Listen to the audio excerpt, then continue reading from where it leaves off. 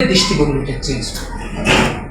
তারপরে আমরা যদি একজন সৈনিক হই যে না আমরা অন্যদের দৃষ্টিভঙ্গিটা চেঞ্জ করি, তাহলে আমরা আশা করবো যে প্রতিবন্ধী সুরক্ষা আইন যে আমাদের তৈরি হয়েছে এটা কিন্তু একটা বিশাল পাওনা আমি মনে করি।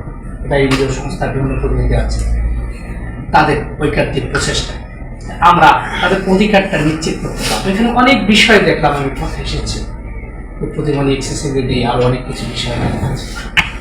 এখন আমাদের কালকে প্রতিবন্ধী দিবসের কিছু কথা হলো যে আমাদের প্রবেশ ক্ষমতা নিয়ে অনেক কথা হলো।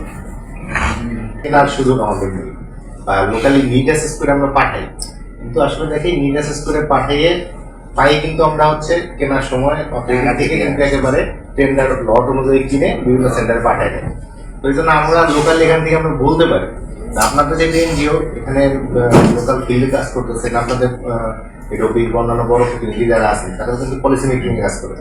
যেমন যে আপনাদের আমাদের প্রতিবন্ধী ব্যক্তিদের জন্য যদি